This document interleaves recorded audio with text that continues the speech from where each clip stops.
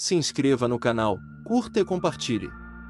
Temos vídeos novos todos os dias, 2 vezes por dia. O espírito da velha do largo. No coração do Rio de Janeiro, existe um largo antigo, escondido entre ruas estreitas e casarões esquecidos pelo tempo. Ali, as pedras do chão ainda guardam um eco de séculos passados, e as janelas fechadas parecem observar cada passo dos transeuntes.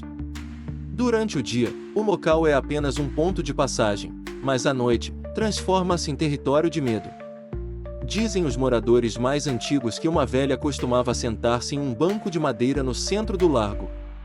Suas roupas eram negras como a noite, e seus olhos sempre pareciam buscar alguém em meio às sombras. Chamavam-na apenas de a velha do largo. Com o tempo, ninguém mais a viu. Alguns acreditam que tenha morrido sozinha, esquecida, entre as paredes mofadas de algum cortiço próximo. Outros, no entanto, juram que sua presença nunca abandonou o lugar. Às sextas-feiras, especialmente quando a luz está alta, surgem relatos de uma mulher encurvada, de cabelos desgrenhados e pele pálida, vagando pelo espaço silencioso. Seus passos são arrastados, e o som de sua bengala ecoa, mesmo quando não há ninguém para vê-la. Os que ousam atravessar o largo nessas noites sentem um arrepio súbito, como se fossem observados por olhos invisíveis. Alguns dizem ouvir murmúrios em seus ouvidos, palavras desconexas que parecem vir de outro mundo. Um jovem entregador de comida foi encontrado desacordado no centro do largo, murmurando entre os dentes: "Ela está me chamando, ela está me chamando."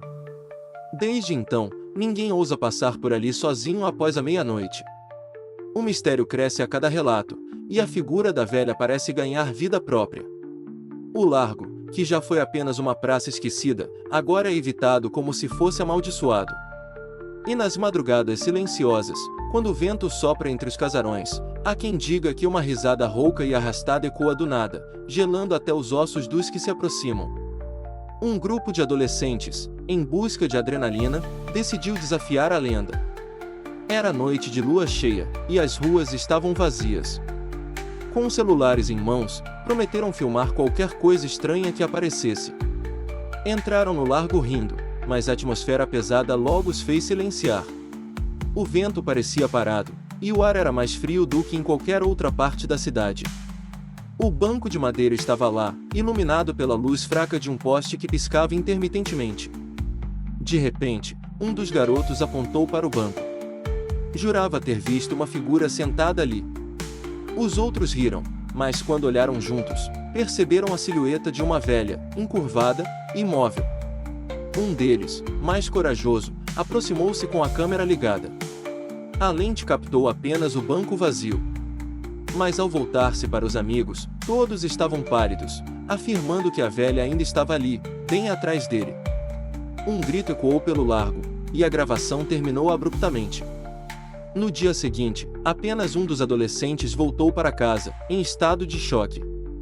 Não dizia nada, apenas repetia sem parar: "Os olhos dela, os olhos dela."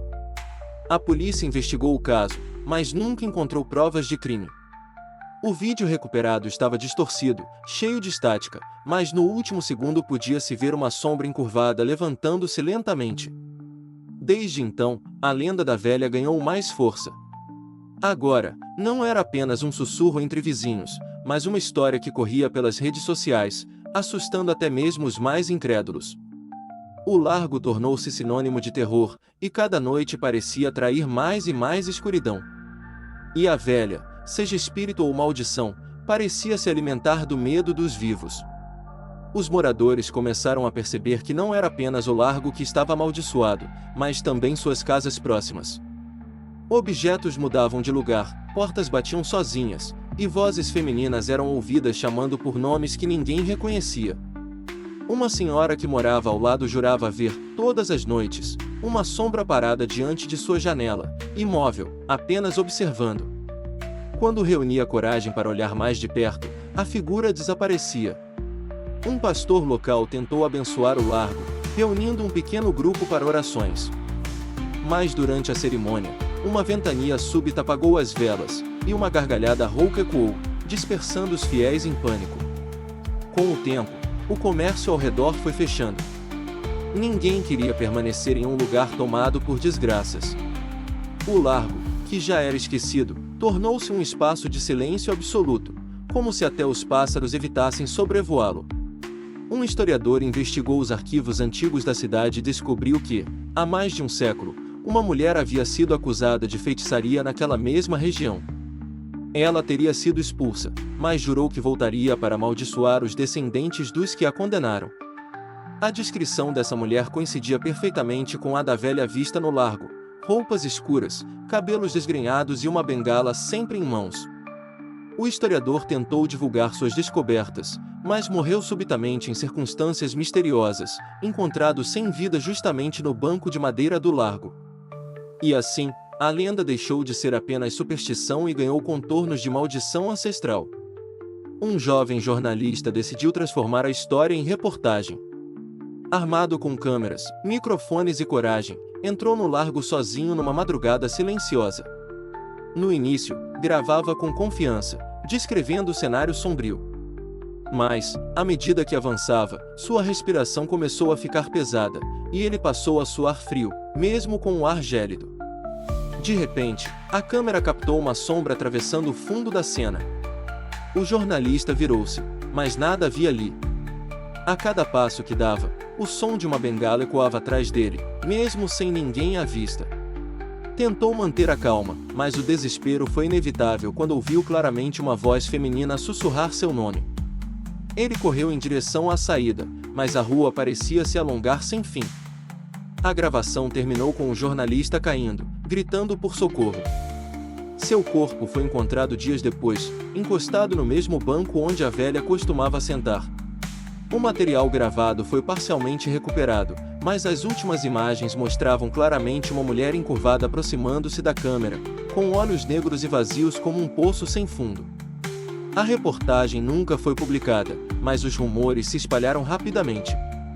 O largo, agora, era considerado um portal aberto, um espaço onde os vivos e os mortos se confundiam. E a velha parecia estar cada vez mais forte, como se absorvesse as almas daqueles que ousavam desafiá-la. Hoje, poucos ousam falar do largo. Muitos acreditam que mencionar a velha em voz alta já é suficiente para atrair sua atenção. As casas continuam fechadas, e o silêncio domina o lugar. À noite, o vento parece carregar lamentos e risadas roucas que arrepiam até os mais céticos.